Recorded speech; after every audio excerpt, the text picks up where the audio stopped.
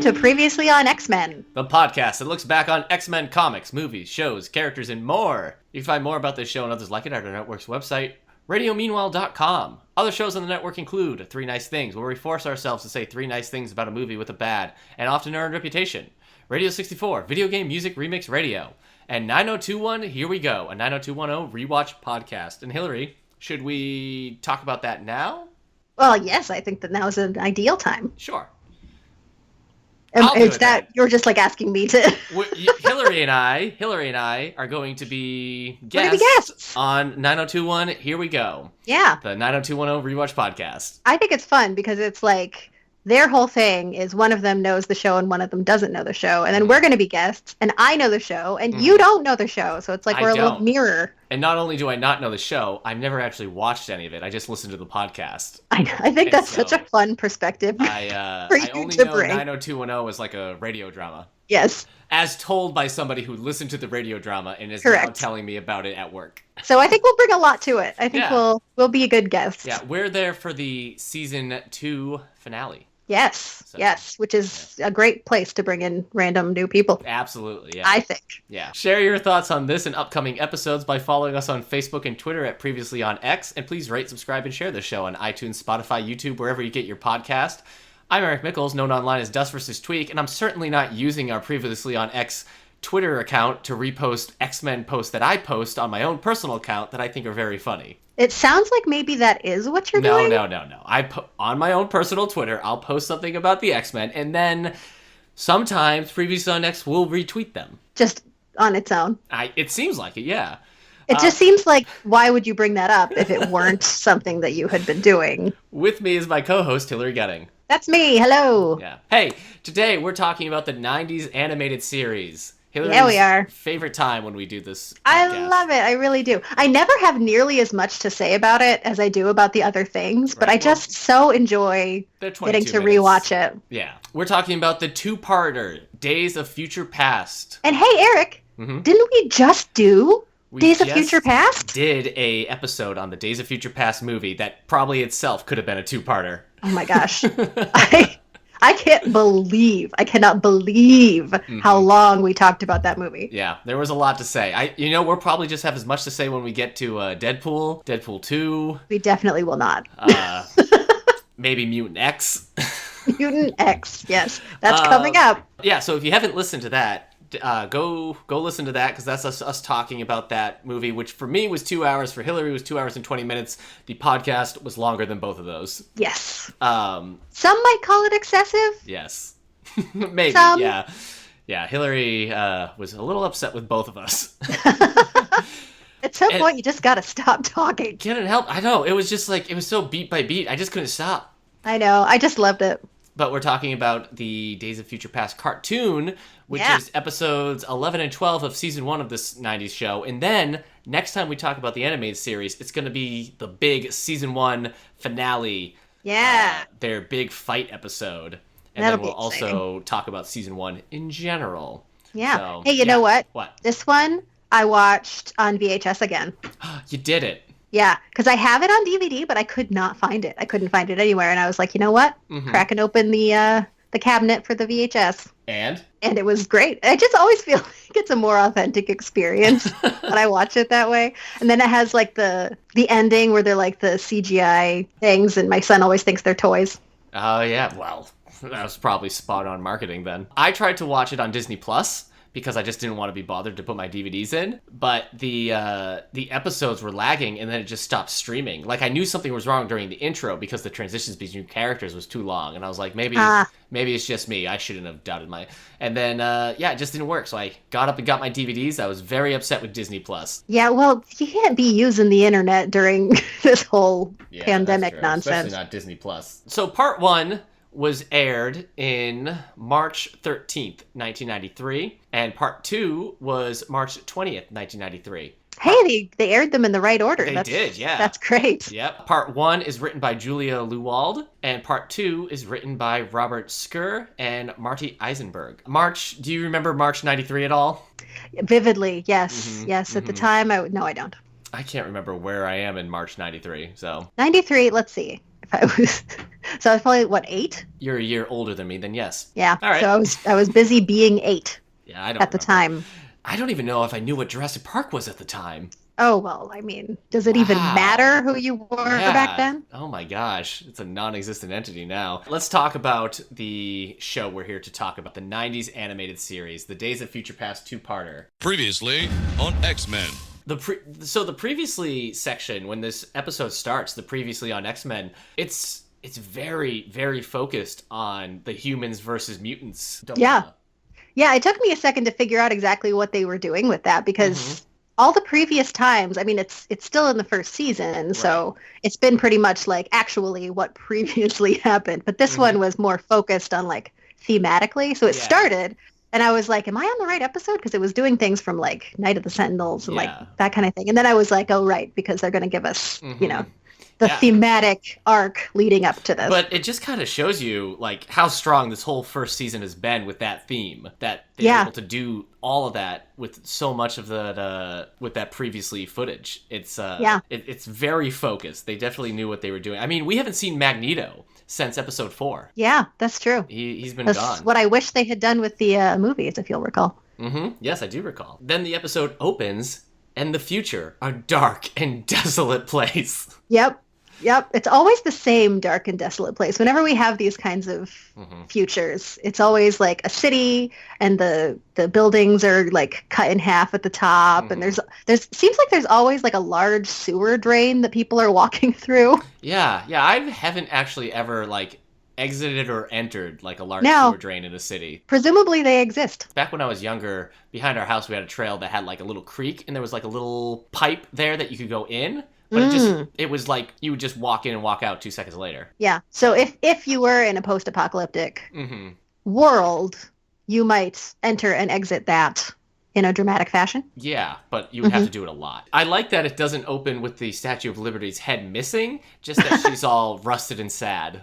Yeah, that's true. So, it's subtle. corroded, yeah. So it's not one of those things where, or like there's no spray paint on it that says like, nature lasts laugh. Yeah. No, wait, nature laughs last. What did you say? I said nature lasts laugh. Yeah, My sure. brain. Yeah, because we were open to New York City with, I wanted to look up if those two were anybody's, those two mutants. Oh yeah, there was the guy who had like the metal arms. And then there was the girl with like the just shooting powers. Yeah, she's some Yeah, I guess I assumed that you would know who they were. No, I didn't don't even recognize bother. the metal arms guy. Maybe they are somebody. My apologies if they're like Rusty and Skids, but Yeah, feel free to drop in on Twitter and let us know. yeah. But luckily, Wolverine shows up instead. So now Yes. we've got a face. He And was it's- pretty familiar. yeah, and he's old. He's old. Yeah, they didn't mess with his hair though. I felt like it was a little longer. Well, but he's not like gray haired. Really? Well, you know what? I bet that's because you're watching on the VHS, because it's definitely a lighter color on mine. Oh, okay. I wouldn't say like silver or anything, but it's definitely like he's losing the color. I liked how they did his face because it wasn't like a stereotypical old like aged look. He was just sort of like a little more run down. Yeah. Well, did you notice it's 2055 in this? Oh yeah. So, I mean, the show's taking place in the 90s. They even talk about that that they have to go back to the 90s. Right, when they go to the 90s. So, that's like if this is happening when this airs in 93, I mean, that's almost 60 years. Yeah. So this Wolverine is 60 years older than Than our he current is. Wolverine, Yeah. and that Wolverine is already pretty old. Right. Which then makes me question Forge later on. But anyways, yeah, I think that's fun because I had a hard time understanding how far in the future we were in the X-Men movie. Yeah, that's true. There wasn't a lot of hints on that. Yeah, but those actors don't age in those roles, so... Yeah. So we have Wolverine and there's some Sentinels that show up. In 60 years, they haven't changed their design. Nope. Just the They're still same, just except big for the purple. one, apparently. They've got We'll talk about Nimrod. But then Bishop shows up. Yeah, Bishop Enter shows up, and I had not Bishop. remembered that he was sort of a bad guy initially. Yeah, it's a weird concept they go with Bishop, because as I understand it, having not read too much of the early 90s Bishop stuff, he's actually in the future of the Days of Future Past. He's not, in the comics, he's not part of the Days of Future Past, but he's further along. He's and just he's like, in the future. yeah, and he's a cop. Yeah, which is maybe sort of what they were playing with here, because Yeah. he was a tracker, Right. sort of working for the established authority. Yeah, it's this weird tracker subplot where Bishop, a mutant, is working with other mutants, working with the Sentinels to capture rebels who are mutants fighting against the Sentinels. Right. And he's got that self-righteous attitude of like, well, they treat everyone else right. It's just you rebels. The Sentinels want to kill all mutants. Just you rebels, old man. They treat the rest of us just fine. Which I guess I would just assume you would know what the Sentinels are doing. I guess, they... I mean, it sounds to me like he was raised under this regime, so he's got this whole different perspective on it. I mean, again, Bishop, in this time in the comics, he's still burning bright. He's still relatively new. I mean, probably just like in 1993 when they're writing this script then, it's probably only like 2 or 3 years old. So like, as they only know as much as that's out there. Like with Cable. Yeah, like with Cable. That's something I always got to remind myself. Like these early seasons, these characters, they're still having their backgrounds and histories created. Yeah. So it's actually kind of impressive then that Bishop is as recognizable as he is, character-wise. Yeah, that's true. That's true. But yeah, Bishop, it's funny watching something like this in the 90s or reading the comics, because when you read it now, Bishop is there and he's kind of cool, but like he was supernova in the 90s. I mean, this was like my first interaction, I think, with Bishop outside of maybe Age of Apocalypse or something. So this cartoon has a very like big influence on how I think of Bishop. Just this like really cool, tough guy. Yeah, he checks all those like cool X-Men boxes. Yeah. And he's got a cool voice. He does have it. Yeah, his voice actor is really good. Do you know who that is? It's Philip Atkin. ID, Tracker, Bishop. And he also has like a really cool westerny, twangy theme music that goes along with it. I was going to comment on that. Yeah. I really like that. I mean, because he's throughout this episode, that just keeps coming back, and I like the vibe that it gives the whole episode. That like western, like it's like how they give Cable old-timey. Cable gets his own theme music that da-na-na-na. Yeah. And now Bishop just gets this old-timey, like he walks into a saloon like, kind of music. Yeah, I don't know. It's such a strange thing because he's not the future that they show isn't that. I know. I don't know why they chose it, but I like it. And I'm pretty sure they keep that whenever we see him again. Oh, yeah. That's awesome. Yeah. I didn't even think about that being attached to him. I just remember noticing it in the episode. Yeah. We see... So, yeah, Bishop is capturing Wolverine and them, and then the Sentinels turn on him. And right, because he's reached his quota as a tracker, and so now he's just going to be taken in with the rest of the mutants. I like what Wolverine says. He's like, what do you think of their new retirement policy, rookie? I like Wolverine throughout this whole episode. And he's Bishop just always like that. Shut up. Yep. We stop by a cemetery, which has all the X-Men, but by their X-Men names, and then the day they die. And I just don't understand why the Sentinels are keeping this. Well, they're very sentimental. Yeah, they're sentimental. It's like in the Days of Future Past movie. Oh no, am I mixing something up? Maybe. Something was keeping trophies. Trophies? Oh, we can cut this. I'm thinking of a DC cartoon movie that we watched like 2 days ago. Hilary. There was something, it was they were fighting against Ultron, and then it was like the kids of the... Did you just say DC? No, that's next Avengers. Oh, dang it. Whatever, it's Avengers. Okay. Ultron. Shut up. But Ultron, the kids like show up at Ultron. Don't keep this in the episode. What? Ultron, the kids of the Avengers. The Avengers have died, and the kids of the Avengers infiltrate the headquarters or whatever of Ultron, and they find all of the uniforms all beat up and everything. And it's just this weird, like, why would this AI keep these trophies? It's just bizarre. So I guess it's a similar situation. All right. So I'm cutting all that? I mean, if you want to cut it down substantially, especially the part where I said it was DC. Yeah, that seems like something I should keep. Yeah, definitely keep. If I say don't nature abuse your power laughs. as the editor. What else? The cemetery, the sentimentals. Oh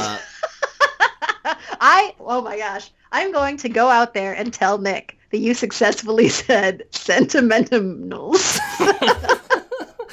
But Wolverine helps them escape. They get out and enter Forge as well.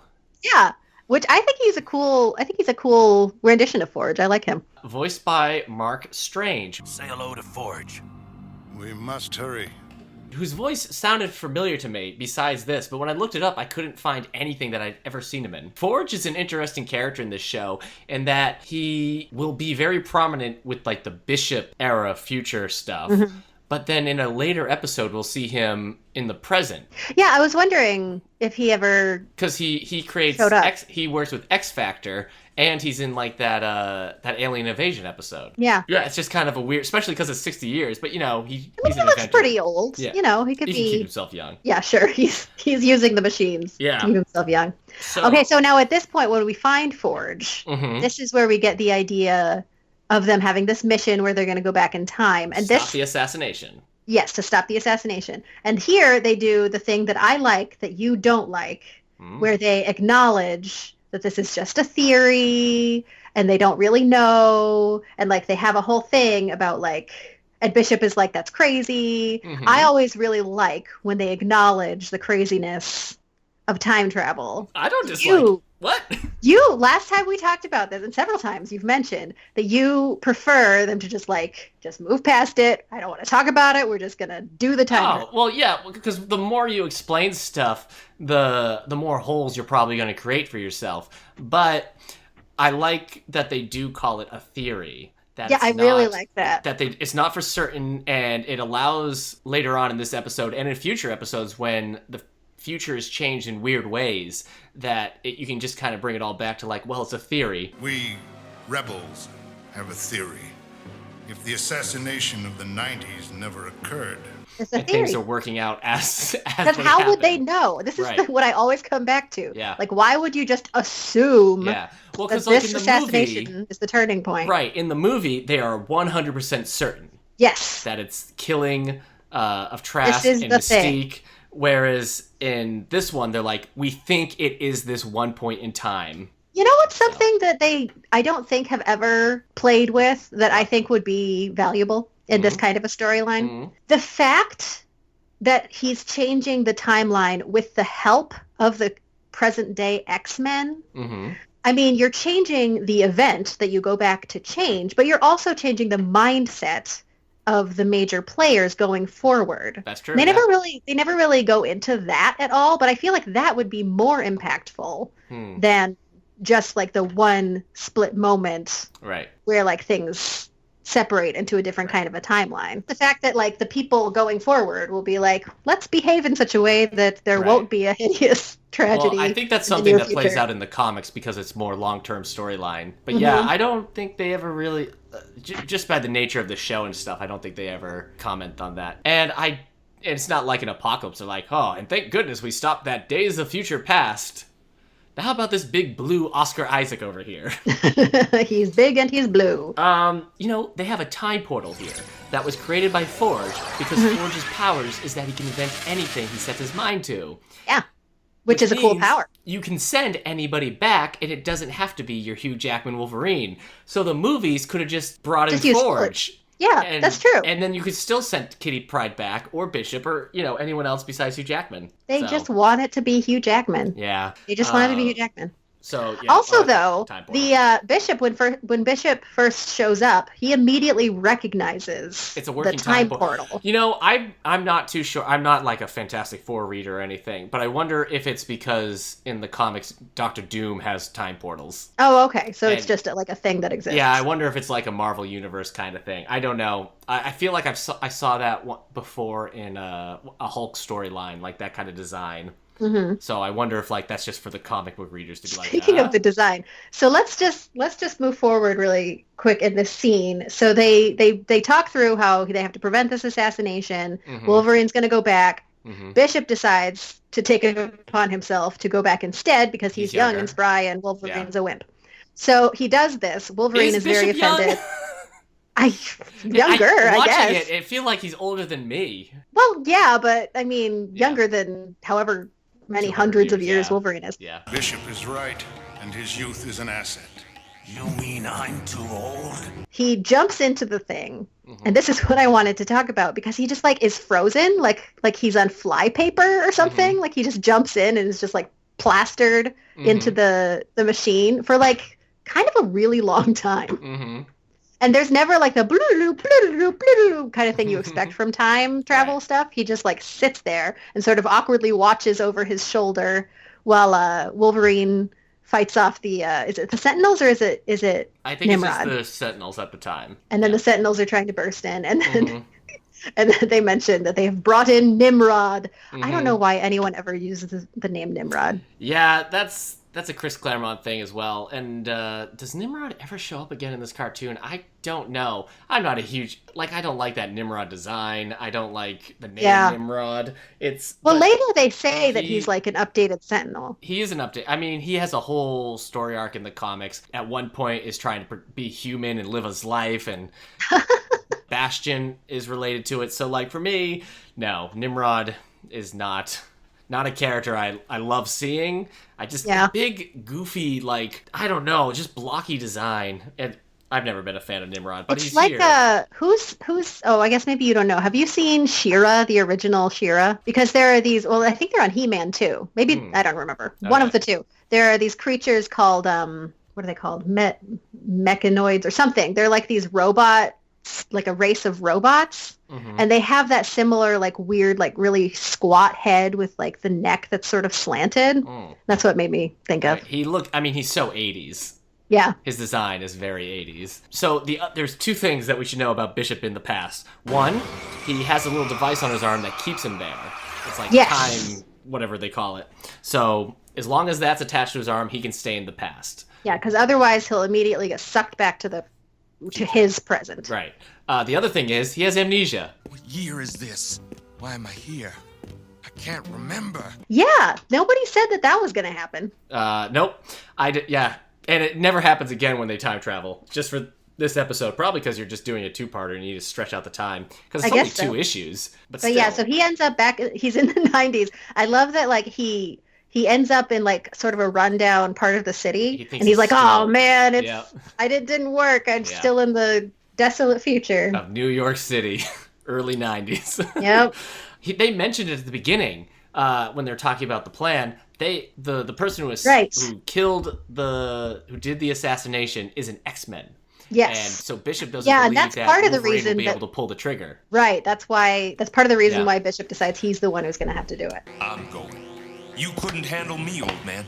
You'll never handle an X-Man. So this plays on a 90s plot thread that was going on that Bishop was attached to, on him knowing as well of the X-Traitor. And it was kind of like a burning theory for a while, of like who was the X-Traitor. So in the comics, it turned out to be Onslaught, which is the combined psyche of Xavier and Magneto. And so in a way, Xavier was the X-Traitor. I'm here to find Xavier? Huh. Yeah, it's dumb. So But that's so he shows up in the 90s. the 90s. Yeah, I like how And they he has do this just call it weird- the 90s. I love I that. know, it's like the 90s. Yep. But so he figures out, like, he doesn't know why he's there, but then he figures out that it's the X-Men. Somehow it's the X-Men Yeah. that he needs to go after. And so he hijacks a bus Yeah, he does. and he drives it to the X-Mansion. So how many hours do you think that would be? Mm-hmm. Well, like he's in 'cause- downtown New York, Yeah, I know. He's And gotta go to he probably Westchester. doesn't know his way around. but he finds his way. Yeah. He finds his way and drives directly into the mansion. Yep.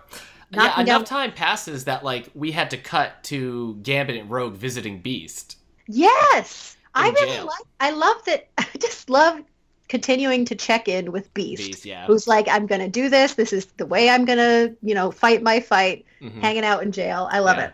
Gambit's line about it's easy to buy a book for Beast, just get him with the most boring cover or something. No, the one that has the most dust on it. Yeah, the most dust on it. I don't know Yeah. why it made me laugh, because it's a stupid line, but it did. It made me laugh.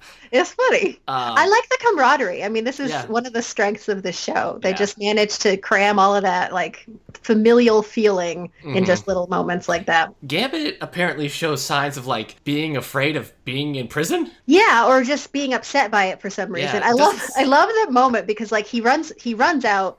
Beast lets him out and he's gonna wait in the car, and I just love that that happens and it's very clear that he has this issue, and then we have a close up on Beast who's like, it seems like perhaps Yeah. Gambit has a history of Yeah. being in prison. Everyone has his or her own demons to battle. It would appear our friend Gambit may have encountered some in prison before. It just seems like Gambit would be too calm and collected to be, like, freaking out. He's acting like Storm whenever she's put in a porta potty. That's not very charitable to Storm. Well, Although it does happen. So like that happens, and then we have the porta potty scene? No. But we have Bishop driving into the thing, and then Nimrod follows him, and it's a whole big disaster. And the first thing that happens is a wall falls down and crushes Storm. Before he gets the bus and everything, he's remembering everything, like the assassin, which is where we get a little cameo of the Punisher on a kid's video game. I don't remember that. The kids playing with their video game, like, I got the new game, Assassin, and the Punisher's on the cover. And also there was that like fun X-Men montage that we got to see a little bit of. Yeah, I did like that. Because Storm gets like knocked down to the wall, and so Jubilee has to save Storm. Jubilee just jumps into every single situation. Yeah. She's like on security duty when Bishop first shows up. Yeah. And she dives right in, going after him. Yeah, you put Jubilee on security. Yeah, well, I think most of the time she's just like looking at the monitors and nothing's happening. Yeah. But yeah, like every time anything happens, she's like screenager. She just jumps right in. Yeah. I just love it. She's a tough chick. When Jubilee's defending Storm, Wolverine jumps on Bishop, is about to kill him, and says, I'm going to remember this rookie, which is the line that helps Bishop remember Wolverine, because that's what he says to Bishop in the future. I'm going to remember this rookie. Right. It just doesn't seem well-timed or placed in the present. I didn't love that. I thought it was, like, when he first said that, like, he recognized him or something, it's in the future. Right. That seemed like artificially placed. Yeah, it's one of those like time travel cyclical kind of things. And then like this thing, he's like, I'm going to remember this, and so as the viewer, you're supposed to be like, and he does remember it. Yeah. It's just a little clunky. There probably could have been a better place to put that line if it had to be that line specifically. Bishop remembers who Wolverine is and that Wolverine sent him and all that stuff. They're gonna hook up Cerebro to the thing on Bishop's arm. You know what? I think that's like a misleading moment, because that's what I thought too, but I think it's just like two separate things. Okay. I think that we're supposed to be seeing Jubilee being like, the thing on his arm is weird, so maybe it's future tech. Right. And then as a separate thing, he's using Cerebro to go into his mind. Why is Jubilee their technician? This arm thingy is way weird. I can't figure out how to cross-patch it. She's young. It's like getting her to help with YouTube. I mean, in the early 90s, do you think it's just she knows how to plug in the white and yellow cables? I think so, yeah. So then, Xavier goes into the future. We see a whole montage of how terrible the future is, which, when you told me before we started recording that you watched this with your son, this is pretty heavy stuff. It is. It really is. I mean, it's geared towards adults as well, but for a cartoon that's, on after Tasmania. Well, a lot of cartoons, especially at that time, would really hardcore avoid talking about death directly. Like you would have a lot of like people saying, "I'm going to destroy you." It's true, because at one point, and like he's going to be eliminated, and like using words specifically to avoid saying he's dead. I have killed him. Yeah, at one point, Bishop says the X-Men are gonna die, and I'm like, can you say that? They don't avoid it at all. But yeah, it's heavy stuff. I mean, Bishop is talking about it, and he says like, you go into the camps. The camps is the last stop. You don't leave the camps. And I'm like, holy crap. Yeah, it's dark. Well, we see one sign that says, do you know what your children are? Yeah, no, that I saw that, and I feel like I remember that from the movie. Did they also have that in the movie? Because no, I mean, I saw. You know what? Line, it's in the comics. It's in the comics because there is a sign that says it's 1968 or whatever. Really? Do you know what your children are? Like to do that, to do the play on that time thing. Yeah, do you know what? It's 7 o'clock. Do you know where your children are? Yeah, that was a thing. I know that mostly from The Simpsons. The TV on the Simpsons, Homer's watching and it says, do you know where your children are? And Homer's just like, I told you, no! That's funny. And we also see, it's a different shot than what I thought we saw of Wolverine's death in the future. Well, there's a shot of Wolverine getting blasted by a sentinel that seems pulled directly from the 2 issues. He just doesn't dissolve into skeleton. But we see a skeleton in the part 2. Oh, I see. Yeah, we see a skeleton. Although you mentioned that my son watched this with me. Mm-hmm. He was mostly unfazed, but there was a moment where you see a headstone, and it says storm. And he's like, why is there, he calls them death stones. He said, why is there a death stone that said storm? And I was like, well, I don't know. It's weird. Professor X, after seeing this, the depression hits him fast. I have seen the future. We have failed. All is lost. How can it be? A world condemned to darkness. And it's all our fault. Well, I mean, I think it's like he experienced it himself. Yeah, he just goes into it. It's like, we have failed everything we've done. There's no point. Yeah, it's rough. It is rough. But he's convinced. Mm-hmm. And everyone else goes along like good soldiers, even though I don't think most of them really buy it yet. Well, Wolverine doesn't. Wolverine does that, like, time portal, check, please. I think he's so funny in this one. He's just He just can't believe it. Yeah, Wolverine is not buying it. Check, please. Are you buying this? But Professor X is in it. And he says it's not up for discussion, which I feel like has happened a couple of times just in this season. Oh, yeah. He rules with an iron fist. Sure. At one point, he says it's not up for discussion. Cyclops, you lead the team. And if I was Cyclops, I'd be like, really? Or do I? Yeah. Do I lead the team? But I wanted to mention, when we're seeing the stuff in the future, the way the buildings are all kind of like twisted and warped. I think there's a different animation company in between one or two, or maybe not. But like the styling in this episode feels very like warped and more like the animation, like the set design you would see in like MTV's animated projects at the time, with the ways Days of Future Past looks like.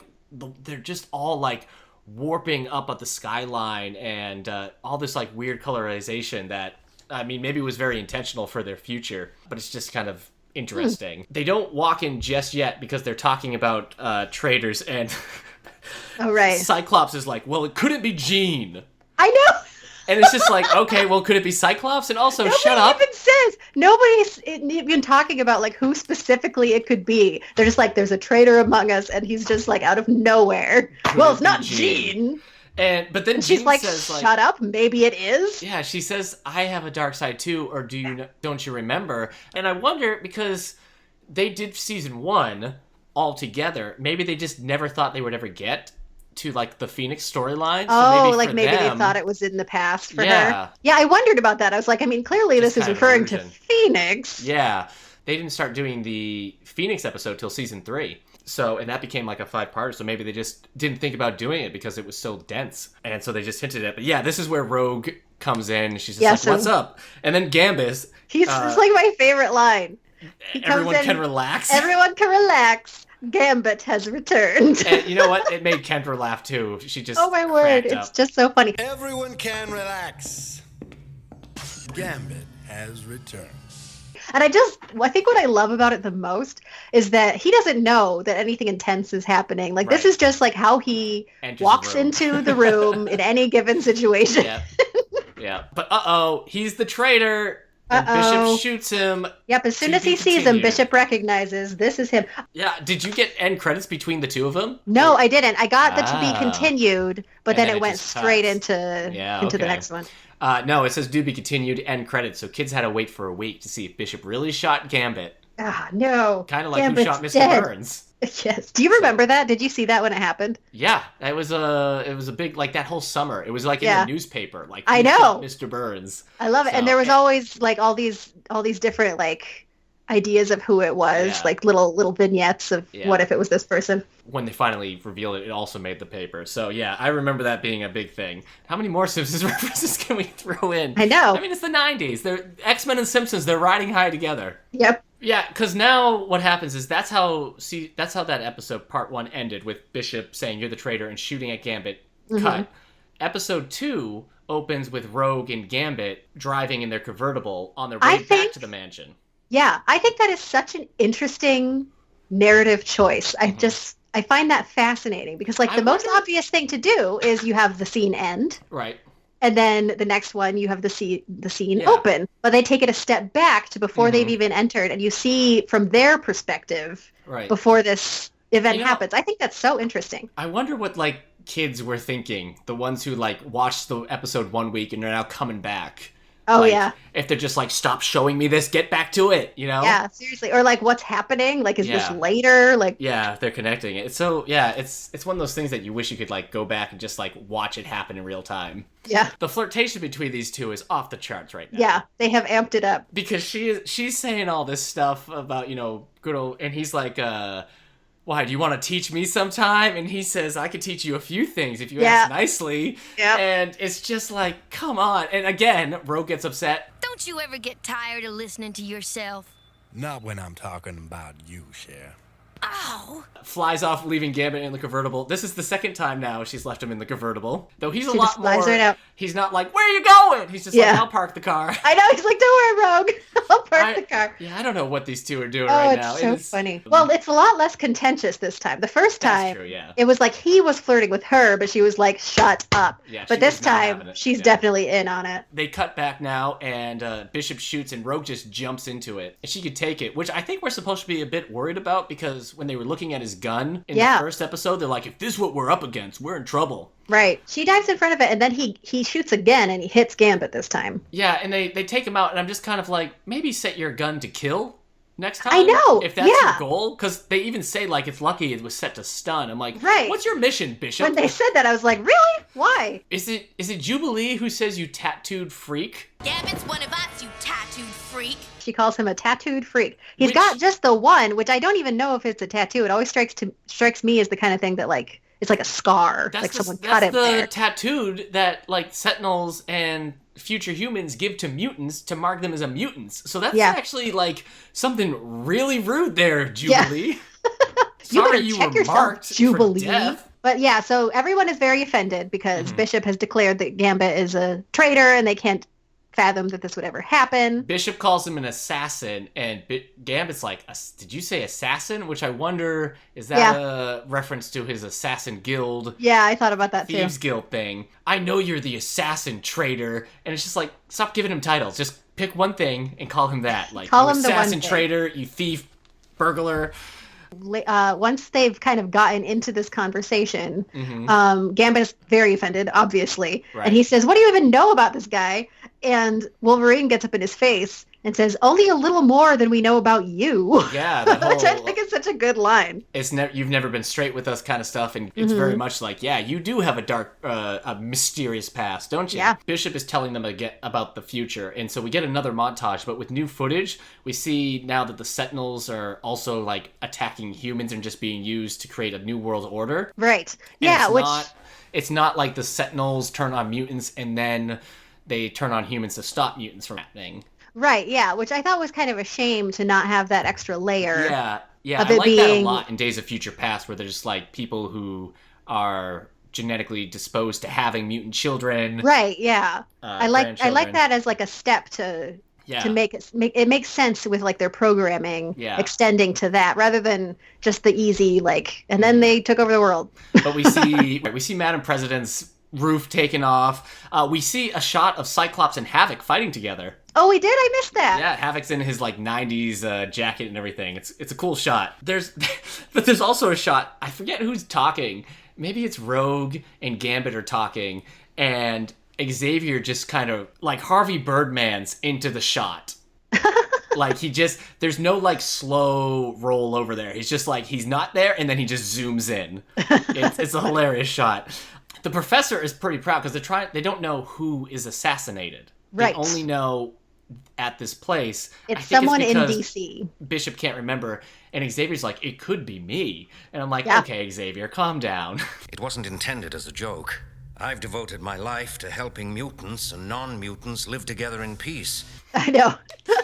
Isn't everything about me? Yep, yeah. I've been doing this my whole life, so if you really wanted to hurt mutant kind, I'm I'm right probably here. the one you'd go after. Maybe you should try to kill me now, Gambit. If you think I'm so important. I mean, Yeah. other people say they think I'm important. we get the line where Storm says, Gambit, I know you better than anyone. But then there's this quick pause Yeah. where she looks at Rogue, and Rogue looks at her as like, Rogue's right in the room. That's- Anyone? Yeah, the Storm line, though, is actually referencing how they first met, because in the comics, Storm is turned into a child when the X-Men are all like separated, she's put in, her form is reverted back into like a small child, like preteen. And she meets Gambit there, and her and Gambit kind of just work as thieves for a while in the comics. And then That explains so much to me because I always knew that that was a thing, that like Storm as a child like was a thief with Gambit, and I could never make that timeline work. Right, and yes. now I understand. Because she was a child as a thief, then she was an adult, and then she was turned into a child. Yeah, so Gotcha. her and Gambit have like a long stint. She's the first X-Men. She's the reason why he's in the X-Men. I think that's a connection. I don't know if they ever planned on showing like Kid Storm meeting Gambit and everything. It's just nice to acknowledge that kind of thing. And she also has a really good line. I like that she says, if he was accusing me, I wouldn't be able to say that it definitely wasn't true. Right. Yeah, but Gambit and I think that's a really Gambit has valuable... that kind of cool line too, where he's like, that's the best kind of lie, the one you can't prove. But then Gambit's feelings are quite hurt because he says no one trusts Gambit, and Rogue does not come to his defense. Don't nobody trust Gambit? Eh? Then Gambit don't need nobody. Yeah, which I was surprised about. Like, I don't know why she wouldn't at least say, like, well, I mean, like, obviously we don't think that you would do this, but, like, we should probably take precautions. Yeah, none of that raspy Rogue voice going, Gambit! Yeah. Gambit! Jeez, that's probably a little less sensitive in the moment, I guess. That was my impression of your impression. That was your Marge Rogue. Simpson playing Gambit! Rogue. But okay, so he wants to go to DC. Nope, now all I can think of is Marge Simpson as Rogue. All right. We got it. We got three Simpsons in here. 3 Simpsons references. Gambit's going to leave to go to DC on his own. He wants to go to DC. So like they think that he's an assassin who goes to DC and assassinates someone. His first instinct is to go to DC to stop this assassination. With Gambit though, because Gambit would want to know why he's saying he's going to stop the assassination. I can't imagine Gambit leaving that to anyone else but himself. But like as an initial reaction, sure. But then they're like, okay, we are going to go investigate this. Gambit, you have to stay here because that's the only way we can make sure that you are not the one who does the assassinating, which is a completely reasonable, like, obviously, yes, this is what you do. And so he stays. I like the meeting because it's Bishop, Gambit, and Wolverine talking. Right. Bishop's not going to leave Gambit, and Wolverine's going to stay and babysit them. And what's fun is that the three of these guys, Bishop, Gambit, and Wolverine, you want to talk 90s superstars in a scene. I mean, this is like when you get Stallone, Schwarzenegger, and Bruce Willis together. You know what I mean? It's just, or Jean-Claude Van Damme. You get the three in 1993. Forget it. And they're playing poker. I mean, yeah, it's as hardcore as you can get back then with these three characters. I mean, it's just you need Cable to like kick down the door and be like, "Deal me in."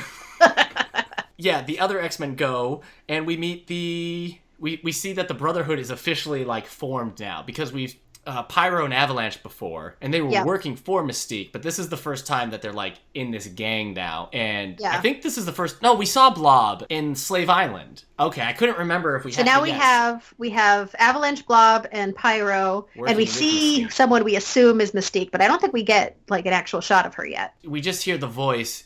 If you fail this, you will be terminated or destroyed or something. You'll be dealt with. The people outside are cheering, humans yes, mutants no. What is with people, showing that like bigots are just idiots and can't even get a good chance. They're like, no, I don't like mutants. My sign says mutants yes, humans no. Can I get a new sign? Mine's confused. I think it's Avalanche. That's a line that I really like.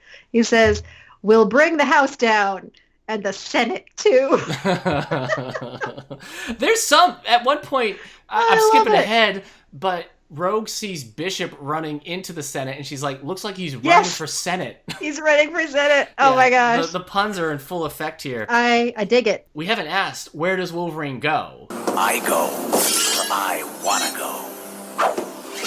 Where does Wolverine go? He doesn't go anywhere. He stays behind and babysits. But then he also goes to DC. He does go. He goes after to Gambit. DC. Because Gambit, he escapes by setting their poker game to explode. Yes. Why would you, if you don't want Gambit to escape? Anyway. I know, right? Like, put cards in his hands. I like that they're playing poker, that Bishop and Gambit are fighting, and Wolverine's just over there with his feet up, being like, hey, you two.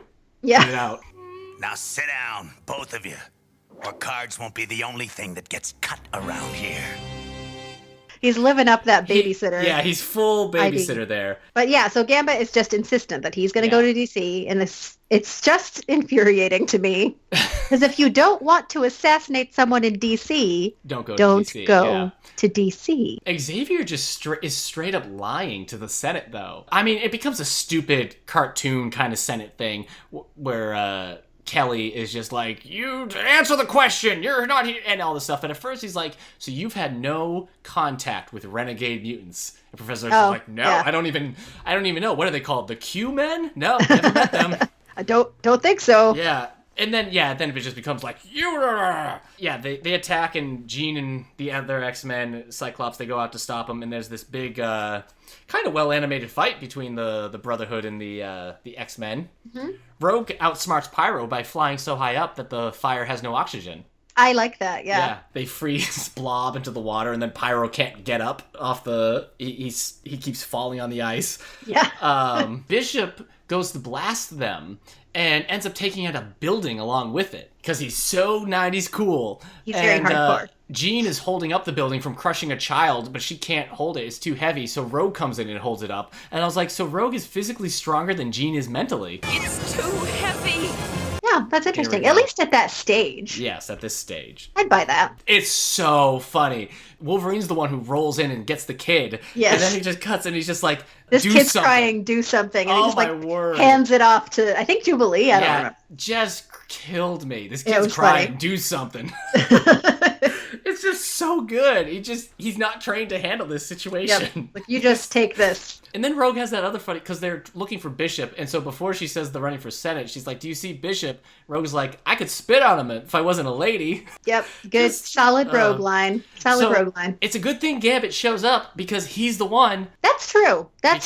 Because Senator Kelly is being led by some staffer. By some staffer who's like, come in here, and when they open it, that staffer's tied up. And that person turns into Gambit. And boom, Gambit comes in and saves the day. Hey! Surprised to see me? I know I am. You know, again, it's Destiny in the comics. It's kind of interesting they didn't include Destiny in this. Destiny was like a big character in X-Men Evolution, though, wasn't she? Blind, can see the future and all that. Yeah. So she's not in this, so it's Mystique who's doing the assassination, again, like in the movie. I love the line that Gambit says with the whole twist, the whole surprise to see me. I know I am. Yeah. That's fun that they thought it was Gambit was the traitor, but it was really Mystique pretending to be Gambit because she wants to get the X-Men in trouble. Right. And she says when she's gonna kill him, like, tell people this is what happens when you mess with mutants. When you mess with mutants, especially the X-Men. Yeah. So she's trying to do two birds with one stone. What a twist! I think that's pretty good. I mean, you know, as an adult now, I'm watching it. I'm like, okay, cool. But I think, like, the first time I saw it, I was like, oh, that's how they figured it out. And I think, you know, back then when this thing was airing, that would have been like, oh, nice. Yeah. I don't know. But it's Mystique. She's back again. Last time we saw her was Come the Apocalypse. Gosh, that was just like an episode ago. Yeah. Rogue busts in because Bishop sees the two of them, and Mystique tries to do that, oh, he's the shapeshifter. Mm-hmm. Shoot him. And Bishop's like, I'm going to have to shoot you both just to be sure. Yeah, right. He doesn't care. Yeah, Rogue busts in and sends him back into the future. Get out of here. What are you doing? I'm sending you back where you belong. No! He has been kind of insufferable. It's true. This episode. It's not I mean, like, they've stopped the assassination. At this point, just, like, get out of here. He did his job. Mystique reveals that it's her, that it's Mystique, and she's like, you again. Why should I spare you or not turn you in? And then Mystique reveals that she was the one who was the one who raised her. Now I hate this moment. Because once I looked like this.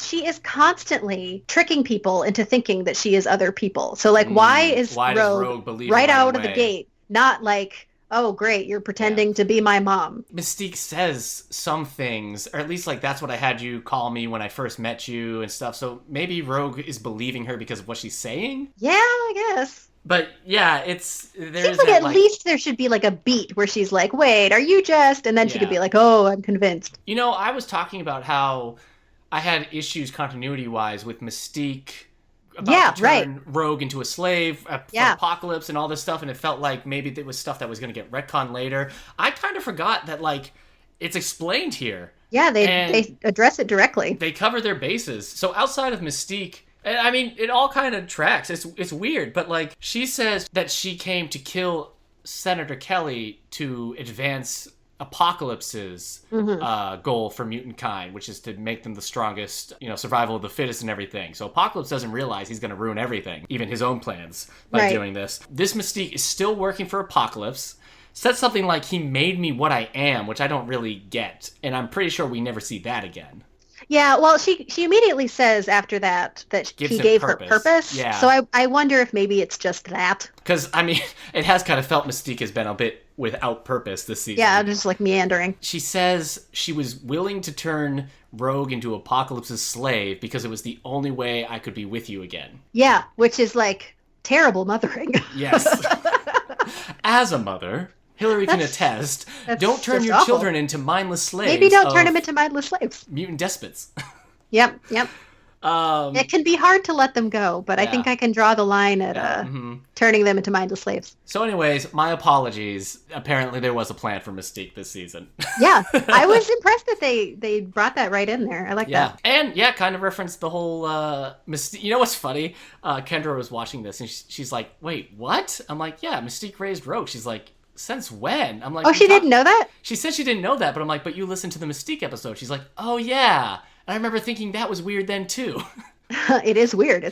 But then, so we see that whole thing transpire. Well, you cut back to the future to see Bishop. He gets there and he's like, nothing's changed. It's all just like I left it. And Forge is like, well, then we'll keep trying. Which I think is a really strong way to end this like concept. Future. Yeah.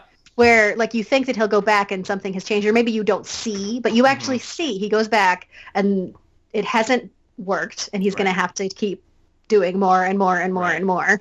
I think that's very strong. Forge leads him back out, and now we see Wolverine's skeleton in a jar. That was one where my son was like, what's that? And I was like, I don't know, what's that? Look over there. So yeah, I mean, that's cool. So we kind of get, like, without seeing Wolverine be dissolved in midair, we get the whole Sentinel taking him out reference. And I think in future episodes when we see Forge in the future, we'll also just see that skeleton always floating there. Just in the background. So we know it's the future. But yeah, it's interesting because it's kind of the idea, I think, now that the future's changed because of what we cut now back to in the past, where Xavier, Jean, and Cyclops go to see it and to see what was happening. And Senator Kelly's like, I'm so confused. First a mutant was trying to kill me, now they're trying to save me. It's in there. And they go. Yeah, and I think that's really, I like that, before we get into what's in the room, I like how everyone sort of treats, when the X-Men show up, everyone sort of treats them like the authorities.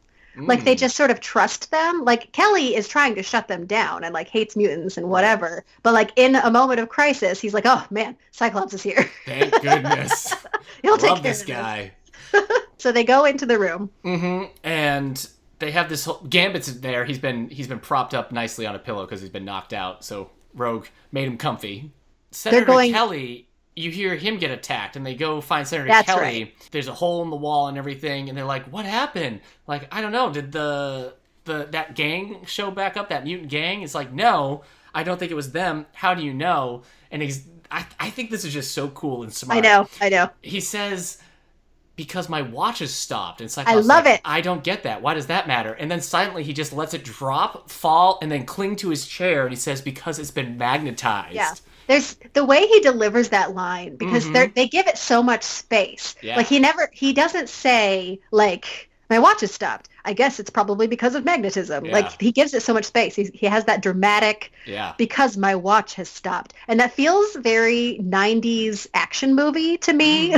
Like, there's just something about that delivery. And then we get the explanation because it's been magnetized. But I love that line. Yeah, that's such a cool reveal. And then we're just like, oh, Magneto! End credits until. And this is how episode. It would have felt, everyone, if they had Magneto in the first movie, and then given it a break for a while, and then had him show up and magnetize Xavier's watch. Yeah. This is what we could have had happen in those movies. I had to stop myself because I wanted fresher when we record it, but I had to stop myself from just watching the next episode. I know. Because it's just like, after that whole ending, I'm like, oh! Well, it just keeps plowing ahead. The whole season Yeah. is like this, that it's just like thing, and they're all connected. Mm-hmm. As opposed to that, like, Juggernaut episode. Yeah. Which turns out to be kind of an outlier in that regard. So, what do we think of the Days of Future Past parts 1 and 2? I think they're great. I think they're some of the strongest of the season. Yeah, it's this is their first, in his book, Eric Lewald book, previously on X-Men, he talks about this being like the actual adaptation from the comic, whereas the other ones are more loosely translated. But for the first season, it really is like just a straight adaptation of those two comics. Yeah. Well, I guess it's probably their first like foray into trying to like do justice to something like that. Like they've been trying to do justice to the characters and to, sort of an overarching idea, but now they're taking a well-known arc and just going for it. Yeah, I guess a lot of the episodes have been very character focused, and the plots of the episodes have been based on the characters. And while this one still has that stuff with Gambit and the X-Men trusting, this one probably is a bit more plot heavy over character than the other episodes have been. Yeah, and I think it succeeds. I think like I can picture them worrying about doing that kind of thing successfully, but I think that they do it really well, and I think they balance it so that it doesn't feel at all out of place with the previous. Like the style wise, it doesn't feel like, and now we're doing a comic adaptation. Yeah, because of like with that whole previously, it all just connected with the theme they were doing this whole season, so it just feels like a natural thing. I'm watching it this time. I don't know if it's because I'm older than I was when I first even watched this as a teenager. Being older, I feel like it's even more impressive what they get away with for a show that was on Fox Kids. That's true. I mean, leading people into camps, killing off characters even if it's off screen. Yep. Using the term die and talking about assassins and all this stuff. It's heavy stuff. It's impressive. What I like about this, and I don't know if it's something that necessarily the cartoon will take advantage of it too much when I think back on it, because it's like when you deal with the Phoenix stuff, you're dealing with characters who weren't there during like the Phoenix episodes. I mean, the Phoenix issues and stuff like Gambit. Our later characters. With this one, it's kind of cool because they're able to take Days of Future Past, the comic, and adapt it with characters that fit in there. Like you can now bring in Bishop into that storyline, who in the comics he's related, but he's further along event-wise, and he wasn't created when they did the story. So now you can bring him into the story proper if you want. And you can tie it in with the, at the moment, X-Trader storyline that was going on in the comics. And now you can include Gambit, who also wasn't there when the issue was going. So it's just kind of like you're taking the classic story, but also using the strengths you have at the time and using the foresight that you have. That's really cool. Because they don't just like sideline those characters or something to make it closer to what it was. Yeah. I like all that. So I think these episodes, these two episodes are so strong because they're so strong is part of the reason why, like when we were talking about the movie, it's not just Kitty Pryde I would have wanted to see go back in time because of the comics. Now it's like Bishop is just such an obvious option in my mind because of these episodes.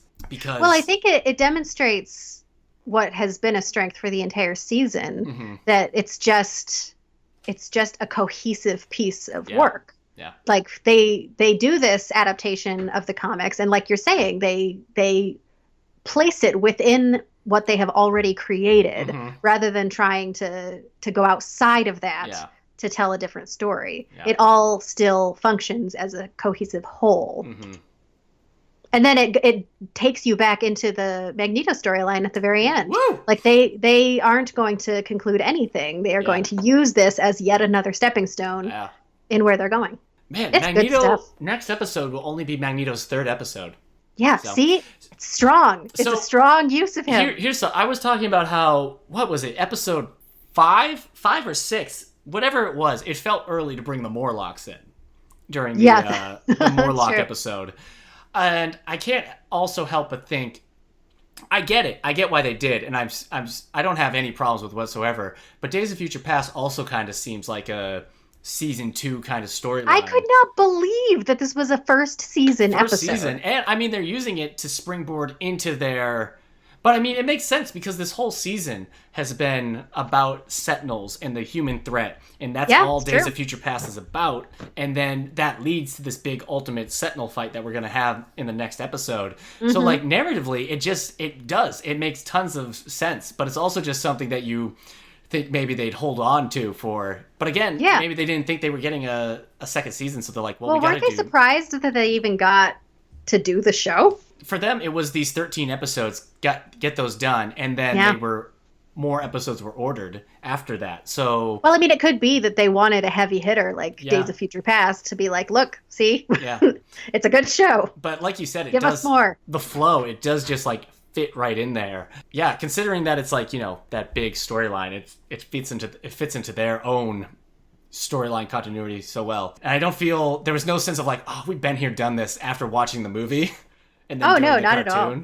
Every time they do it, it's slightly different. Yeah, because, I mean, Wolverine and the X-Men, that cartoon, it's the whole season. Oh, yeah. With Xavier missing in the future with Bishop and that team. Well, then that was those 2 episodes. Next time we talk about this, it's going to be, oh man, what is the last episode called? The Final Decision. Something like that is right. it? Yeah, and that will be the end of season 1. And really then, when you think about the Final Decision, this is like a 3-parter. Yeah, right. Because it all connects. It's just like one big emotional lead in and then a battle. It will be fun. So I'm Dust vs. Tweak everywhere online, apart from other shows on the Radio Meanwhile Network. I'm the co-host of the podcast, The All the Books Show. Again, keep an eye out for 90210. We'll definitely announce when that episode is out. But Hilary and I will be there talking about the season 2 finale of 90210. Yeah. Here we go. 90210. That'll be the next place you see us. Yeah. And after that, I think it's finally time for us to start our Dawson's Creek podcast. I think that's the time. Yeah, now is a good time to add that in there. We can call it like Eric and Hilary's Creek. Yeah. Yep. Invite Dawson along. I think both of us will have a lot to say about that show because we've seen it ever. I've never. Have you seen it? No, I haven't either. But I was watching whatever I was watching at the time. I would always see previews for the coming episode of Dawson's Creek. Was it Gilmore Girls? No, I wasn't watching Gilmore. It was. No, I bet it was Gilmore Girls. Oh my word! Thank you to Prophetic Music for our theme song. Join us for next episode's Character Spotlight, which we're doing Rogue. We've talked about Rogue. Yes, it should be Rogue because I've been reading a bunch of Rogue comics, and I'm not reading Chris Claremont's Extreme X-Men series for my own health. It's definitely... Yeah, so we'll do Rogue. Yeah. We'll do Rogue. I have a lot of feelings about Rogue, not a super amount of facts, but we'll see what I come up with. Yeah, well, you always want somebody to give a lecture using feelings and not facts. Yeah. We both really like Rogue. We'll try to keep Hilary's feelings down to maybe like an 8. I have so many feelings.